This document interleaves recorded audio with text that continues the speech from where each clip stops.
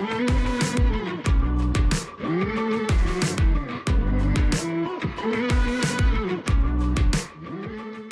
listening to the Decidedly podcast with Sanger Smith and Sean Smith. Our mission is to help business owners like you defeat bad decision-making so you can improve your health, wealth, and relationships. We do this by digging deep into the stories and expertise of our guests and distilling their knowledge into actionable wisdom for you to carry into your life and business. If you're new to the show, welcome. Be sure to hit the subscribe button so you won't miss out on any of our weekly episodes. If you prefer to watch this week's episode, head on over to YouTube for the full video. Now, let's get into this week's episode and defeat bad decision-making in your life and business.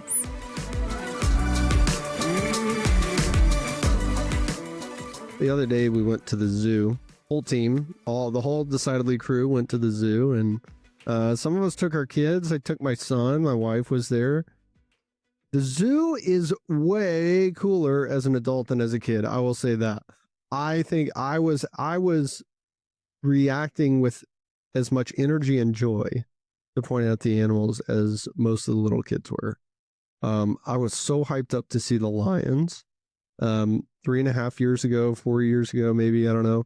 I went to the zoo, and this is the Fort Worth Zoo, of course, best zoo in the country. Lion and tigers were closed. They had no lions and tigers.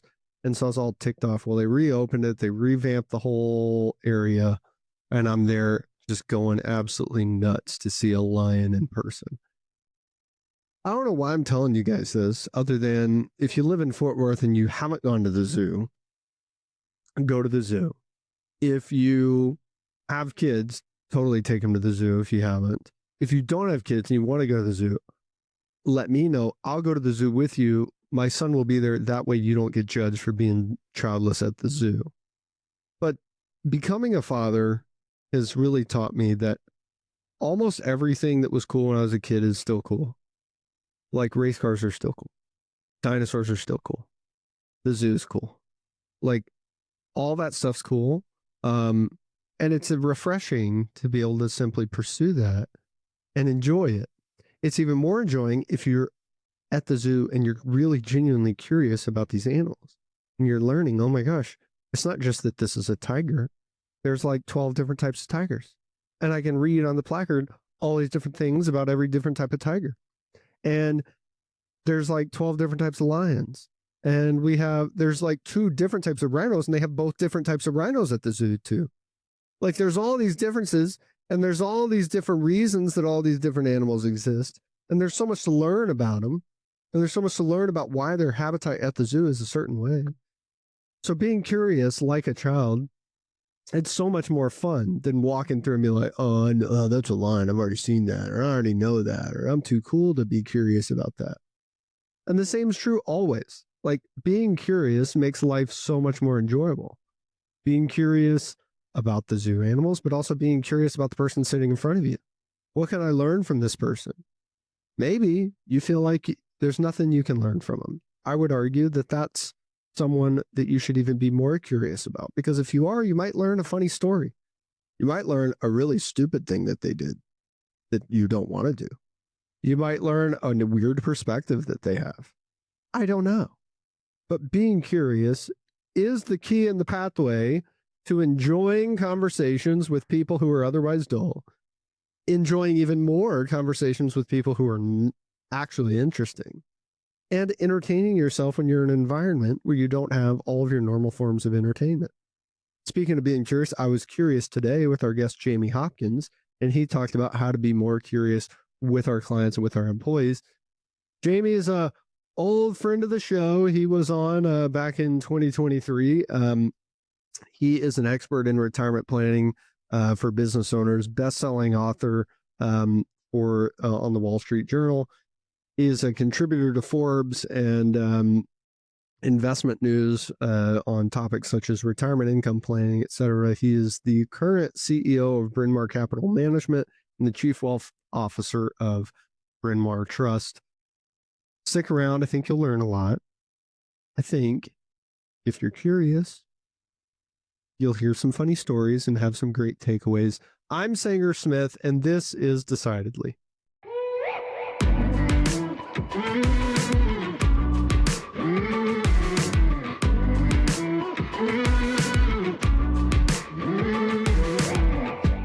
Hey, man, I'm glad you're back. Yeah, good to see you. We talked last time about you making a big life change because it aligned with your values, right? So you left Carson Group, you go to Bryn Mawr because you felt like you were not living up to the values of prioritizing your family like you wanted to. And I thought that was great. You know, it was an example I used for a lot of client conversations that I had in the coming months, because sometimes it's so easy to get stuck. It's so easy to get stuck. And it takes a lot of self-awareness and intentionality to say, hey, what I'm doing isn't what I ideally would do. At the same time, for you, a lot of times people, when they decide to take a job as a CEO, they don't do it because it's going to allow them to spend more time with family. So how's that materialized for you like you hoped it would? So it's actually, probably if you look at some of the broad paint like descriptions, you'd think it wouldn't have gone so well, because you were like, here's some guy said he's making some decision for his family and took a CEO role, and I've got more people that roll up to me than ever before in life now. But part of it is, we're a local company, so we're born and raised and started here right outside of Wilmington, Delaware. We're a 193-year-old company, and we still do a Founders Day, like where we're off for half the day. We go to the gravesite of the founder and and his wife, and talk there, and then we go volunteer for the second half of the day. So the culture of the company is really what allows for it. So I've coached 3 sports teams, so 1 soccer and 2 basketball that I just wrapped up this past weekend for my kids, and so that was a big goal of mine, to coach at least 1 sport for each of them this past year. And so I wrote that down and just wrapped up my daughter and son's basketball, kind of teams here. Yeah, just, less than a week from the recording of this. So it's gone pretty well. I took about 180 to 200 nights a year on the road down to about 20. So, cut that by 90%. And, so it's been good, but it does remain, right? Like you got to continue to be intentional. These things can creep in. And I actually made another decision just last week that I'm trying to free up more of my time to be at home more, and even when I'm at home, to be more intentional. I can actually talk about 10 different things I've done around that stuff, because that's been a big part of my life this last year. But I run a nonprofit. I think we might have even talked about that last time a bit too, but FinServe, and it's really been an entirely volunteer organization for 7 years. And last week I was just sitting there and I was like, I've got to hire somebody. So I, used a bit of ChatGPT in my own writing and pulled together a job description, posted it, and we're moving forward really with our first true hire inside of that organization. I've got, 20 some applications in the first week of really interesting people. So our goal is kind of to wrap that up probably by the end of April, bring somebody in May to free up some of my time there. That's really exciting. I'm glad it's working out well, because it's so easy in a position of leadership to get consumed by the work, especially when you're driven by excellence, which you obviously are, to just kind of never leave the office. How have you're obviously balancing it well if you're coaching your kids' sports teams. That's the ultimate sign is you can show up regularly somewhere where other people are relying you to show up, and that place isn't at the office. That's you've definitely nailed it. It is, right? That's one of the things, are you really doing it? Can you actually commit to it? Because it's the practice doesn't, my son's team, my daughter's team, we had multiple coaches. My son's team, though, is really me. So if I don't show up, there's 12 kids, right, that aren't having practice. So you got to show up every time. And, they're kind of fixed. So you can't move them around all that easy, all those things. So yeah, then you plan your work around those things. The other thing too is, which I wasn't doing before, which is I did get 2 phones, and everybody's got different arguments on this one. But for me, it's actually been really good. So I leave my work phone in my home office on the weekend and things like that. Yeah, and a lot of guys have different outlooks on the 2 phones, but the point is, whether you do 1 phone, 2 phones, whatever, is you're intentionally creating boundaries and points of separation for yourself. Some people may not need to separate the phone, but some people do. And you recognize, I guess, at least in part, that that's something that tempts you to come back in And so, okay, hey, draw a line. Like in my family, my wife and I, we like to eat healthy. If we left it up to our willpower every single day at every mealtime, we would never eat healthy. So what do? Well, we just don't buy junk food and put it in the pantry. We can eat whatever we want if we go out to eat. We can have snacks. We can stop off at 7-Eleven and get a Twinkie. No rule against that. But she's going to be mad at me if I bring home a box of Ho-Hos and put them up in the pantry. And I'm going to be upset too if she brings home some zebra cakes and just leaves them on the counter. I'm going to go, oh no, now I'm going to eat all of these. So it's like the same thing with that work relationship is that, okay, I'm not letting myself do this because this could easily get out of hand. Yeah, I mean, with any of those things, it's really about figuring out which boundaries work for you, right? Like, as you mentioned, like whether it's clean eating and healthy eating, whether it's exercise. Like I go to yoga every morning at 6 a.m. It's the only way I'm going to fit it into my day. I prefer to work out at night, and everybody's different on that. But my day creeps into it, right? Whether it's kid stuff, work stuff. I don't have that structure at the end of the day, but I can get up at 5:30 and get there every day. Like, and that fits for me. The phone thing, I just found that like I struggle to, if I see the message, the email pop up, like I look at it, I read it, I start thinking about it. So to be able to separate that from me has been good. I know other people that tried the 2-phone thing absolutely hated it.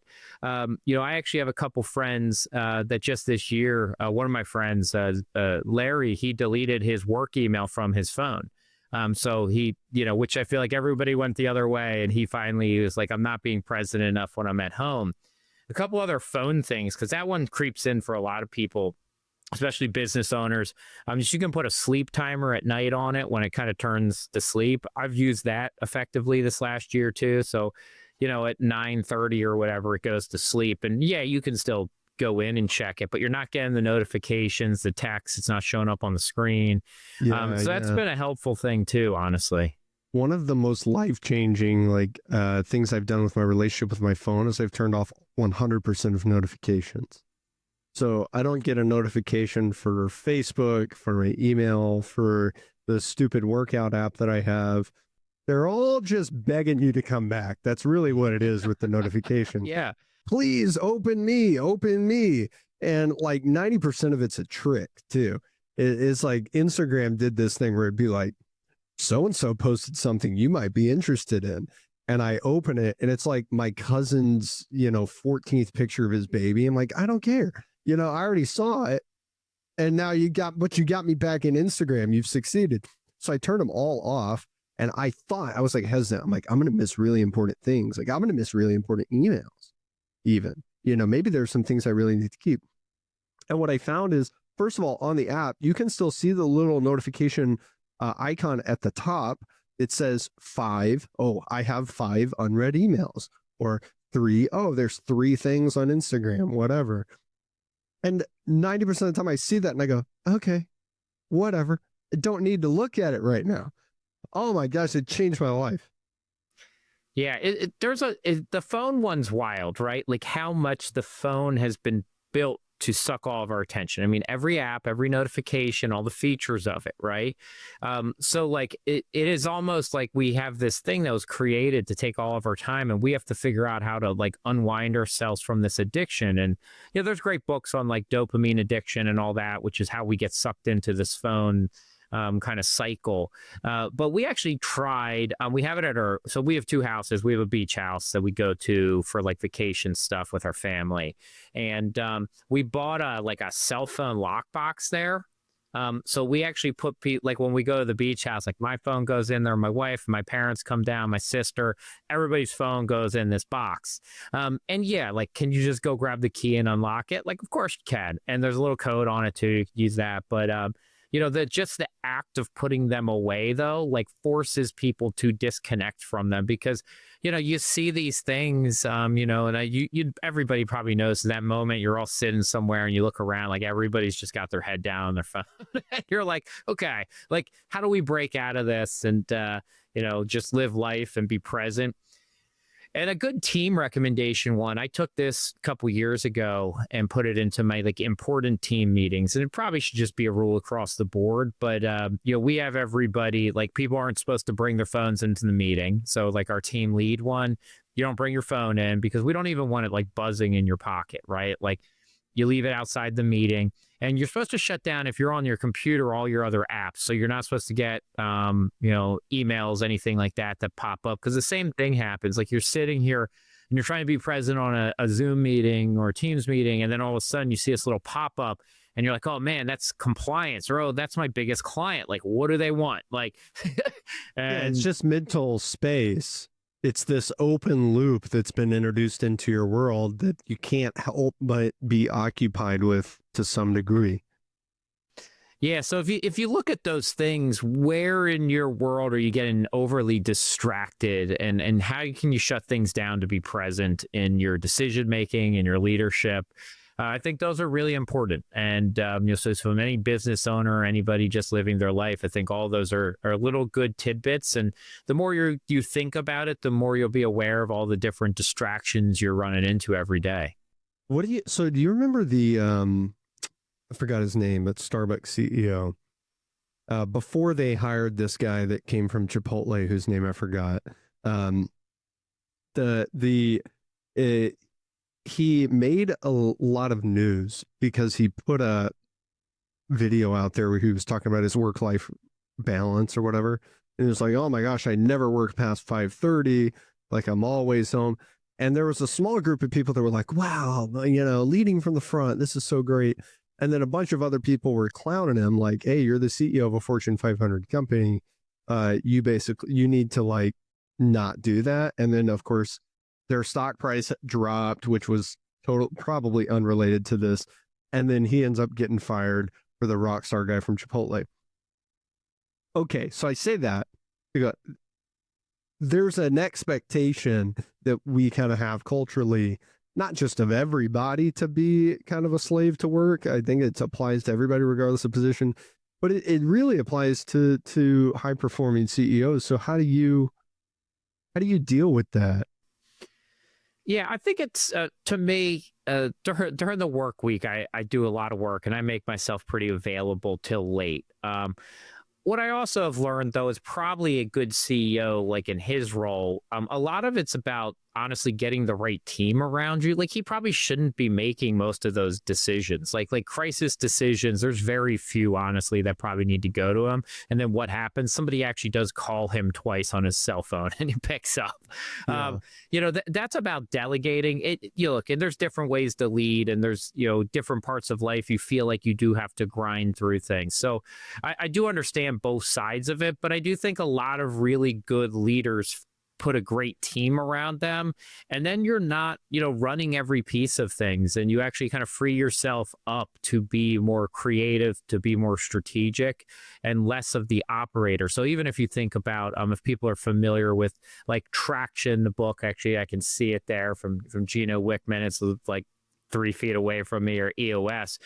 That's kind of the structure that they express as the best operating companies, right? Or you actually have a visionary that sits at top, and the visionary does that, right? They lead and inspire, and you have an operator and an integrator that takes that and actually gets it done. So a lot of CEOs, I don't know that they need to, that they need to work every day till midnight. If you set up the right structure, have the right team.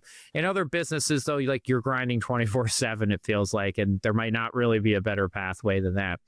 For myself lately, I try to just set more of like what my calendar looks like. So, like last night, I told my wife before the day even started, I was like, hey, like I've got a big rollout meeting here today, which I did this morning for like 5 hours. And I'm like, I'm going to work to like whatever that I need to have that done. So I just like wanted to let you know, like I'm not helping out with anything, and just like, making sure that like, or if there is something you really need my help, I know what I need to step out for. But yeah, I just kept going till like 10:15 or something last night, because like I knew I needed to do that and show up well today.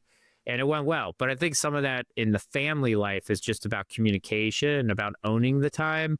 I think the bigger issue is when the time, like that time creep versus owning it. So if the CEO knows he's got till 5:30, it means he's got to be efficient with his time during the day, which might mean 15-minute meetings instead of 30-minute meetings. Like there's a bunch of ways to get there.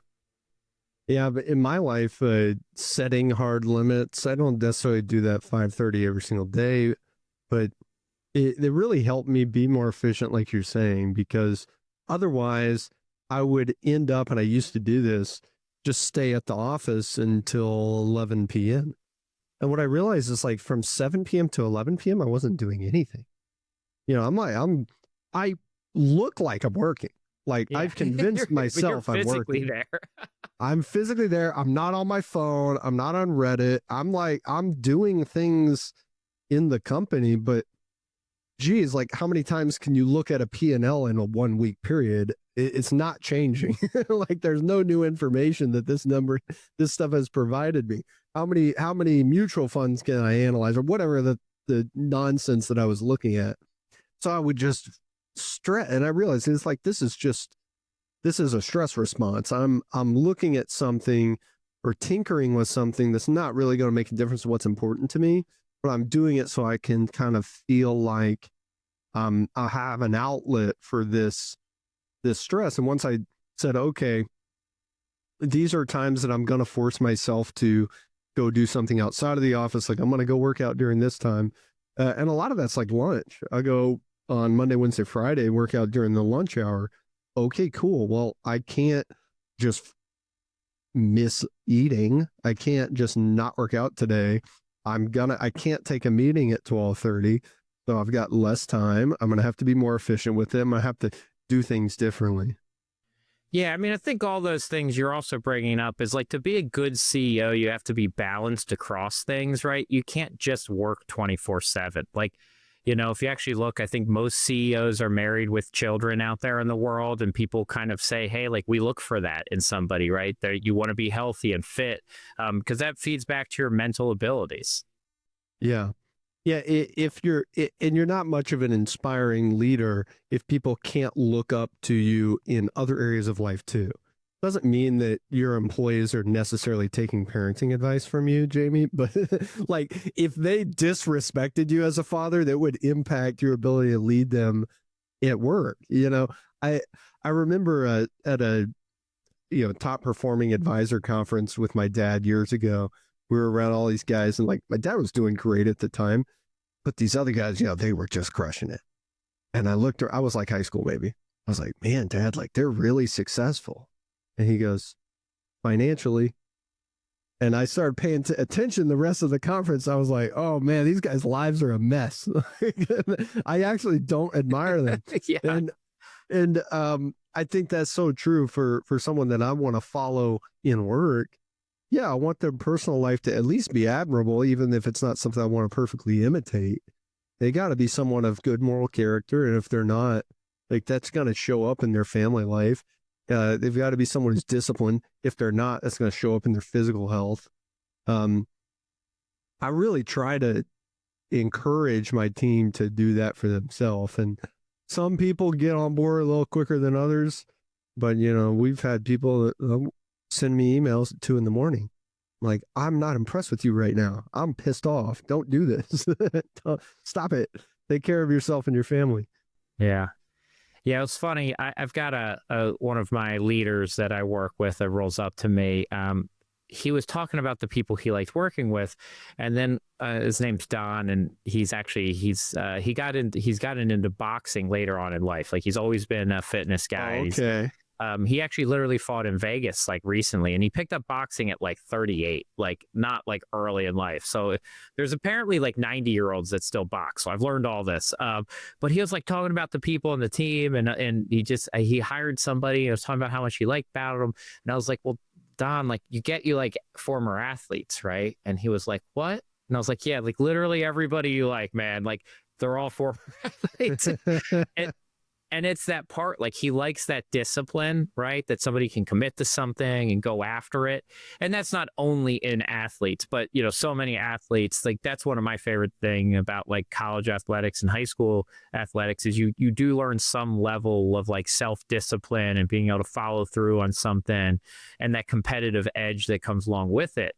And so, yeah, it was just funny because like he didn't notice it, but I was like, yeah, like all the people you love, all the people you like to interview, like you resonate and like you want people who have that like athlete edge, that competitive athlete around you. And yeah, it's a similar thing, right? Like he respects that part of them. So that's who he wants on his teams. Yeah, that makes sense. You have shifted, to leading advisors in at least a different way than you did before. What do you think are the traits that make an advisor most likely to succeed? Yeah, I think I see a couple things out there. I mean, it's actually, that's a great question. I probably should take more time to reflect on this. One of the things that always comes to mind for me though is like they're focused on client service. That's up there at the top, right? Like do they really believe in that? And typically where that shows up though is like, do they show that sense of urgency around client matters, like whatever it is, like a lead comes in and they're the first one out there trying to get coffee with them, get lunch with them, get to their house, get them in, or do they say, hey, like set time when you feel like it, whenever, I'm around. Like there's a difference there, and like you can kind of like force some of it, but some of it you've got to just want to do there. And to me that goes back to that is client service, like how urgent you show up for them.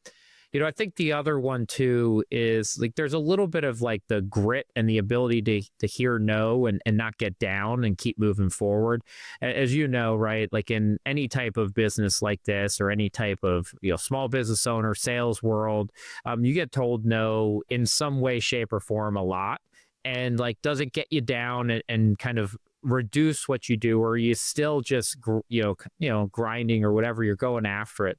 And I think a lot of that is to me some of the big differences. I will also tell you, I have said this one before, the ability to be an effective communicator is probably, if I were to go through all advisors and see how well they've done, it would probably fall into two areas, which is, are they an effective communicator and do they build trust quickly with somebody? Those would probably be the two. If I was going to guess, and we did like a multi-factor research project across all advisors, which two are going to lean out as most successful, I think those two. I think it's hard to figure out whether somebody builds trust quickly, but I do think that one's definitely shows up. So those would be like the kind of four. Yeah, that's hard to pinpoint if someone is going to build trust quickly. I think it has a lot to do with their willingness to be vulnerable themselves. And so we really, really look for authenticity. Now, I'm not claiming to be an expert. I don't do this with as many advisors as you do. But in my personal life, how familiar are you with EO, Entrepreneurs Organization? Okay, so as a member, it's an amazing example of how EO has found out how to scale trust. Like if I meet an EO member from Delaware, like I'm immediately their friend, or even if we're not friends, I'm at least comfortable telling them things that I wouldn't tell anybody else.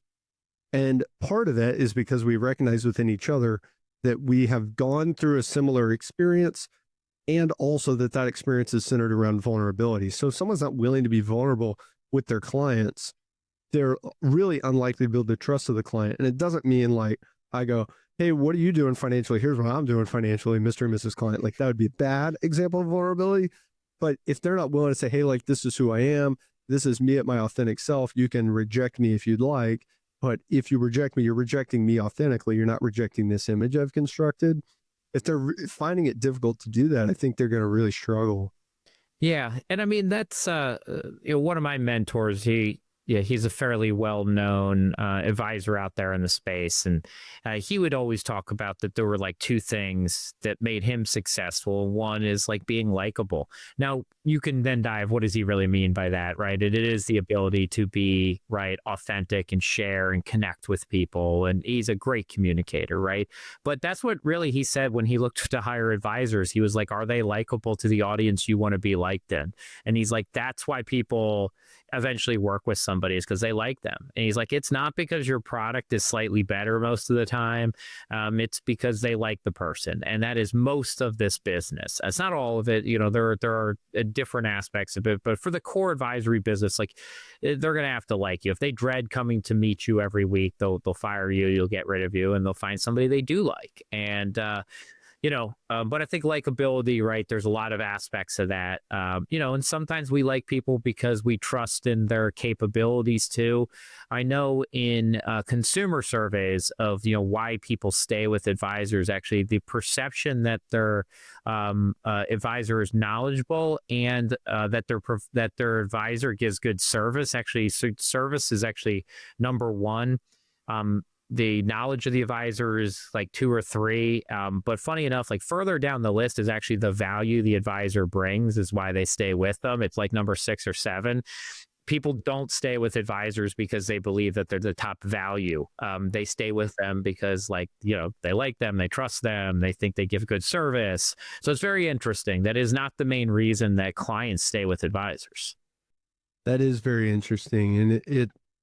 And I can see that in my life. Like a lot of times when I hire someone to do something, I just want someone to take it so I don't have to think about it. It's like, I would rather, I don't care if this is a little bit more expensive. Maybe you're not going to quite do a good enough job, but do you care about it to the point that you're going to take it off my plate, or am I going to have to be driving the ball forward? Because if I'm having to drive the ball forward, I don't want to mess with it. If I hire somebody to fix up something in my house, I don't know anything about plumbing. I don't want to know anything about plumbing. I don't want to think about plumbing. All I know is that faucet's leaking right now. Do whatever you got to do. Don't bother me. And the people that I trust to execute on that are the people that show up and are likable generally, not the people that drone on and on about like exactly how they're going to do it and demonstrate to me that they're the best plumber. I assume you're pretty good because you make a living doing this. Yeah, I mean, it's why we go get referrals, right? And ask our network for people. It's why we ask for recommendations, is because we're trying to find somebody who we can trust. Because to your point, right? Like generally speaking, should somebody who says I manage money, should they be okay at it? Like our hope is they're at least like borderline fine at it. Like same thing. If you run your own plumbing company, our hope is like you're borderline like fine at fixing faucets at least. Like maybe not like super complex, like, irrigation, systems, but like, like fix my sink. I assume you know more than me. Do this. Yeah. Yeah. And sometimes we're wrong though. I mean, then that's where trust, like that's where the challenges with different industries come in, right? Is like you might hire somebody to fix your sink and it's worse than you would have done. And you're like, man, like, how does that guy stay in business? Like, I don't get it. And then we lose trust in an industry, which is really what, the things like a Bernie Madoff,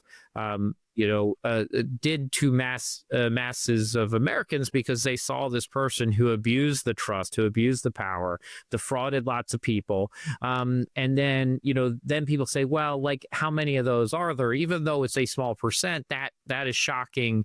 And we remember that one more than the 200,000 that are actually doing a really good job caring about clients.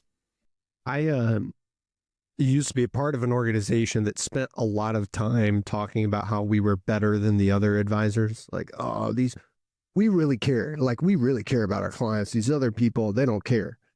And I've now been to enough industry conferences that I've realized like that seems to be a theme that everybody thinks we actually care more than the other guys care. We actually do comprehensive work for our clients, unlike the other guys. Nobody else does, right? I was like, I think everybody does this. I think certainly 100% of people say they do it, and pretty close to 100% of people actually do it. So it makes sense to me. You've identified service, a commitment to service is what really sets people apart. That's something that I'm putting a lot of effort into in my business, and we believe in it. Like, if we can just serve our clients better than they'd ever imagine, all the good things will happen to us. We'll get referrals. We won't have to ask because we're going to show them that we really, really care, not just more than the other advisor, but more than the other professionals in their life, right? They're comparing us from a service perspective against every other service experience they have, maybe even with the plumber, maybe even with the CPA, people who aren't our competitors. So if we want to compete on service, we got to be the best service experience ever. It's just so hard, though, and I'm interested to hear your perspective, because everybody says that. Not every advisory firm is competing on price. Not every advisory firm is competing on their unique, complex investment strategy. Not every firm is competing on technology offerings, but almost every single advisor out there is going to say, well, we have great service. So how do you execute on that when everybody else is saying it and you might recognize, but we really, really are doing it, and everybody might not be doing it to the level that we're trying to? Yeah, well, this is a little bit of the you know a lot of this, but it's a little bit of the history of the industry and profession lesson that gets us to here is, we were very much a product industry for a long time, right? We sold products, really it was insurance products. Then stockbrokers sold individual stocks, and then financial planning came around, and then technology disruption. And honestly, where we ended up was most of the products got, kind of disseminated. So access to product wasn't the value anymore. So we weren't product deliverers anymore. So it really became this planning, and we became a service industry. And along with that, technology changed really fast, where people used to have proprietary systems and planning systems. And all of a sudden, like, everybody's got the same stuff. And so there's been, to what I've said out there when I talk about the industry, this strategic convergence. And so kind of all the products and strategies and capabilities conversion to one tiny little spot. And so everybody kind of looks the same from delivery. Now, there's variations of it, but honestly, inside the industry, we go on and on about that a lot. Like, hey, this is my, fee structure. I don't use these products. But like, to the outside world, like, you're literally saying, like, you've got Fuji apples and Granny Smith apples, dude. Like, you've got two apples that basically taste the same to me. Although those do taste different. I don't have enough good apple scenarios, but somebody else who's more knowledgeable in apples can fix that, But, it's kind of like saying, like, yeah, I like Five Guys and I don't like what's the In-N-Out burger. Like, come on, guys, like, they're the same. Let's be honest, they're about the same. And that's kind of where we are. So then, like, what are the things you're going to go above and beyond on from your service? But I've always said it really doesn't matter what somebody else's service is. Like, don't worry about that. Like, matter what your clients feel, because that's how you're going to grow. Like, who cares that somebody else says they have great service? Because the advisory business, it's not like a Burger King where, like, every time I go on vacation, I need a different advisor. So I'm going to try out a new flavor of a different burger place in Miami with a new advisor. Like, no, like, if you deliver great service, your clients are going to stay with you. Then their family and friends and other people in their network are going to come. So I think we worry way too much about other people in this space. Go deliver for your people and things will turn out well. And not every clientele wants the exact same level of service. There are people that are more, true delegators. They want that high level of service. There are people that just want you to kind of confirm what they feel. That's a different level of service. You don't have to go above and beyond. They're not looking for that, right? Like, that's the person. They're actually kind of annoyed by it. Yeah. They're like, look, I don't want to talk 4 times a year, man. Like, I got it. I got it. Am I going to mess this up? No. Okay. See ya. Yeah. And that's okay. So start to, like, it's getting to understand the client and meet them where they are. I do think that we still have some ways to go in financial services to still get to that true level of service. It sounds like you've dove into some of this before too. But if you've watched that show, The Bear, one of the co-producers of that show, he's a pretty well-known, I forget his last name, but his first name I think is Will. And he used to run the top restaurant in the world. And so some of the stories in the show, The Bear, actually came from the #1 restaurant in the world. It was in New York City. And their whole thing was to be the #1 in service, right? And they got there in the world, right? Like they were the best at it. And if you listen to some of his stories, a lot of it just boils down to being present and listening. They weren't like extravagant things. Like there's a whole hot dog part of the episode where they had these people in the restaurant in New York. They're international travelers. They were going to the top restaurants in the world, and they were sitting there and getting ready to leave. And they said, we're going straight to the airport. And the only thing we really didn't get in New York was a New York hot dog. And so they literally, at the top restaurant in the world, went out to the car, got a hot dog, took it back to the kitchen, cut it up in 4s, put a little bit of like relish and stuff on it, took it out there and said, hey, we didn't want you to leave New York and this whole experience without having a true New York hot dog. So here you go. And he said that in selling millions and millions of dollars of caviar and lobster, he's like, we've never had a happier client than that, right? For $1.50, we made these people happier than they've ever been. And that was merely being present and listening, right? Like you didn't have to do anything crazy. It was like a 30-second walk and $1.50, and you made these 4 people as happy as they've ever been, which I think that's one of those little things about service, where we're truly listening to what somebody is telling us.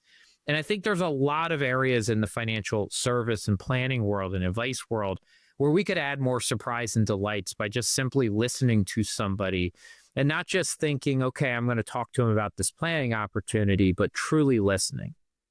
Yeah. Really connecting with what they care about, not like pushing our agenda.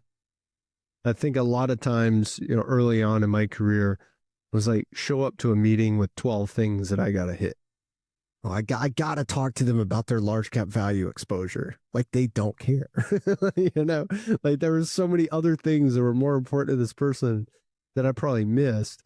Talking to Eric Maddox, he was the interrogator responsible for helping the army locate Saddam Hussein. He helped me understand how to do a better job of that, because he was in a position where he had to find information and get it from people who hate him, who don't speak his language and share nothing commonly from a cultural perspective, who are also in the worst, most uncomfortable environment in their life. And so what other interrogators would do is like come in and, hey, we're going to lay the hammer down. This is how this is going to go. And you're going to give us the info. And that wasn't working for him. So he was like, man, what if I just like try to listen to these people? I throw my agenda away and I just listen. I take what they tell me and I run with that versus trying to guide them somewhere. And once he did, like he happened to be building trust with them and he would get info. And the very first time I implemented that was with the next day after I talked with Eric. I had a client named Debbie in my office and a scheduled like Friday afternoon meeting. Supposed to be maybe an hour, hey, let's get all set up and, get the paperwork ready. She's going to be a new client. Instead, it turned into like a 3-hour conversation about what she wanted her life to look like after she was going through a really difficult transition. I would have never got there, and I wouldn't have the relationship that I had with her otherwise if I had, focused so hard on this agenda that I'd prepared. Yeah, and I think I've heard another similar work person is Chris Voss. Is that right? I think he was the negotiator guy too, right? Yeah, for the FBI. Yeah, he's got some cool stuff. Very similar, right? It's about asking questions and that works, right? Mirroring strategies do. But yeah, you sit there and listen, you actually hear where somebody is going. And it's an interesting thing, right? The more questions you ask, the more likely it is somebody likes you. When you over talk, right? You end up in that spot. They actually like you less. So it's a super interesting phenomena. We actually challenge, so my nonprofit, we don't follow up with it super hard, but there's that 80-20 rule, which is see if you can go through the day listening 80% of the time and only talking 20% of the time in conversations. And you can actually try to do that for a whole month. It is a bit challenging, but if you actually do that for the course of a month, it's pretty amazing. So we will challenge our college students sometimes to try that, right? Say, try to go through this month with, right? And every conversation you're in, being 20% talking, listening 80%. How do they measure that? Yeah, I mean, there's no great way. Like, try. Yeah. It's just try, right? But really, once you start doing it, you kind of get it, right? Like it's, instead of hopping in when somebody wraps up with something with the, hey, yeah, I also used to go there for lunch. You just ask a question instead, right? Like, what did you like about it? Yeah. What did you order? What made you go there? There's so many things. I was coaching a group of entrepreneurs recently over the past year. And one of the things that we were focused on as they were like building their businesses was how to improve their sales skills. And so one of the elements of that was this kind of a variation of the concept that you and I are talking about, where I said, hey, guys, just be more curious. You're getting tripped up because you don't know what question to ask. Be more curious. And so don't ask closed-end questions, ask open-ended questions. Don't ask questions about these topics, ask questions about these deeper topics. And the guys kept getting stuck, kept getting stuck. And they were like, the singer, I had this client, he talked to me about his dog died, and I didn't know where to go. I didn't know how. And I said, oh, you guys are worried about tactically how to be curious. Actually just try being curious. And they were like, oh, yeah, once you decide that you're going to be curious and you're going to listen, it doesn't really matter how you word the question. You're going to figure out that in the moment because you're genuinely curious. Yeah. It's like, you're right. Like, it's not like try to think of the 5 phrases that you're going to ask after something. It's like, no, like, what don't you know about it? Just ask about that. Like, it's okay. Right. Like, whatever it is. Yeah. You'll figure it out in the moment. If you're thinking about it, then that necessarily means you're not listening. What am I going to ask? What am I going to ask? Oh my gosh, Jamie's almost at the end of what he's going to say. I don't know what to say. Yeah, it doesn't work that well. That's an interesting one. I'm going to have to try that myself and with my team, is listen 80% of the time, talk 20% of the time. I have done something sort of similar with interns, is I want their feedback, but I want to make sure that they've really thought it through. So I'll say, hey, for the first month or for the first 6 weeks, you're not allowed to give me any new ideas. And then I want you to write up all of your ideas and give them to me. But don't tell me on day one that you think I need to be doing something different, or week one. You are precisely allowed to share 0 ideas with me. And then on this date, we're going to set a time for 3 hours. You're going to tell me all your ideas. You can tell me everything we're doing here is stupid and wrong. I will find that valuable, but I don't want to hear it yet. And that has gone really, really well for me. It's not exactly the concept you're talking about, but it's putting them in a position where they just have to listen. Yeah, I actually really like that. I listen to things sometimes, now whether I actually go back and implement them, but it reminded me of something as we didn't do this across the board, but like a job previous, the president there, he had hired me and brought me in to work right under him. And he kind of did a similar thing, although I definitely gave him feedback all the time. But he really had that 100-day plan. But what he wanted at the 100 days was my write-up of everything I thought we should be doing across the board, right? So it was everything from what are we doing wrong in the branding? And so there was a lot of times where I was just like, hey, I've got a thought about this, but I'm putting it in my thing. Because I was doing this full giant write-up and I built a deck out and I presented all of it to him. And the hardest part for me later on was actually categorizing it. Because I had a notebook full of stuff and I completely bamboozled that because thinking back about it, it's like I loved all that except when I had to like put it in some type of order because I had like no structure for it. It was just like I saw something and I was like, oh, like, you know, like we're giving out like like cards, but we were like self-printing the business cards. And so like they looked really like poor.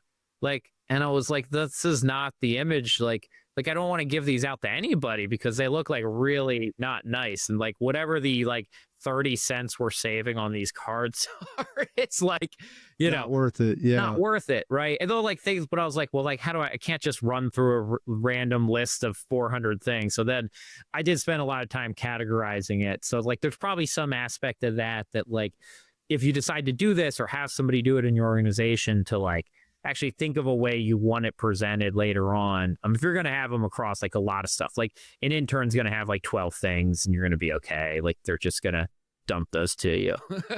Yeah. That's interesting. What's your final question? What's your top decision-making tip for business owners?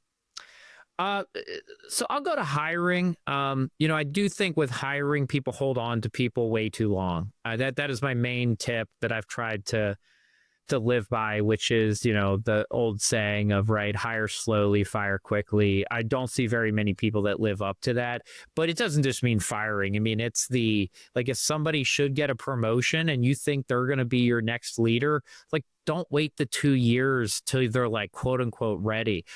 I think that's equally as harmful. And I see that all the time. I run into people and they go, oh, that's my successor. And I'm like, cool.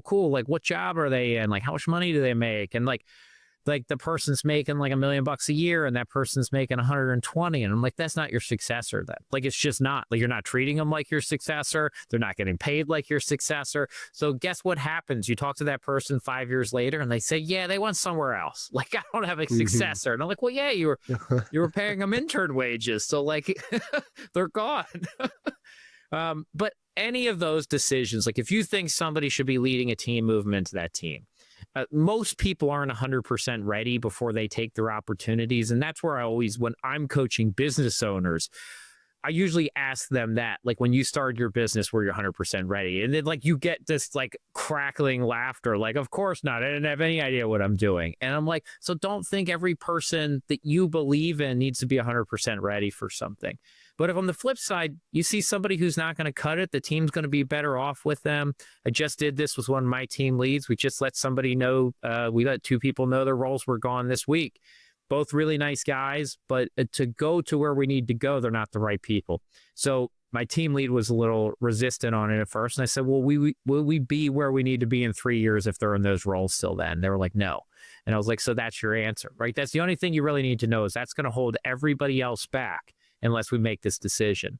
And it's not about the personalities of the people. It's just the ability to go to where we need to go as an organization. We can't do it with this structure.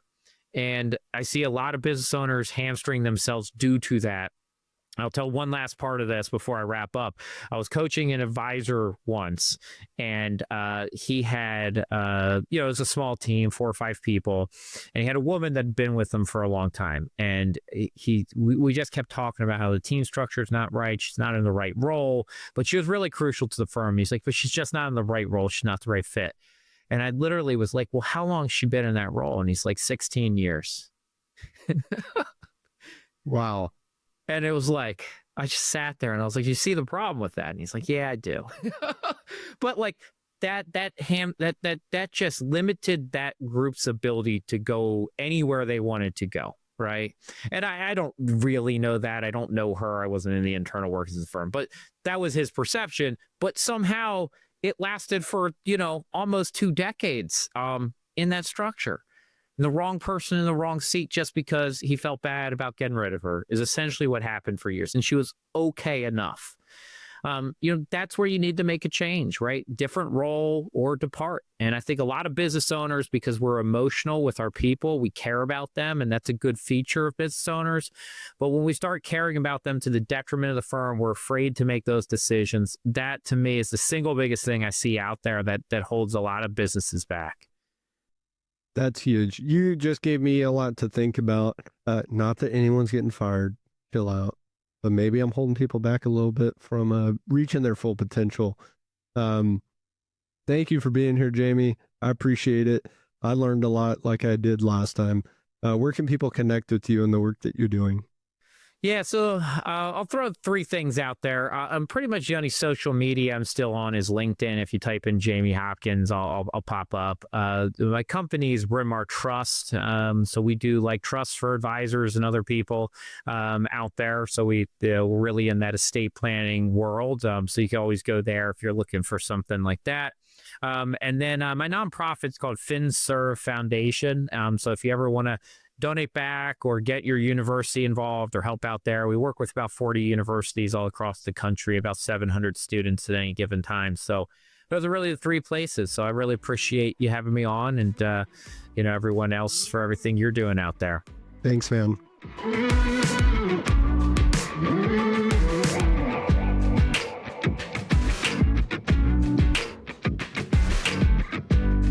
My biggest takeaway was listening. It's easy to just wait for an opportunity to talk, but I'm going to really take to heart the challenge that Jamie outlaid, which is to listen 80% of the time, talk 20% of the time. I think if I do that, I'll probably find myself being more patient. I'll probably learn some things that otherwise I maybe wouldn't have. You just made a great decision to listen to this episode of Decidedly. Make another great decision by subscribing to the show and leaving us a review wherever you're listening. We appreciate the support. It helps business owners like you find our community and defeat bad decision-making in their own lives. For more decision-making insights, check us out at decidedlypodcast.com, on Instagram at decidedlypodcast, or grab a copy of Sanger and Sean's books from the links in the show notes. Finally, we'd like to thank Shelby Peterson of Transcend Media for editing and post-production of the show. Thanks for listening. I'm Morgan, your producer, and this is Decidedly.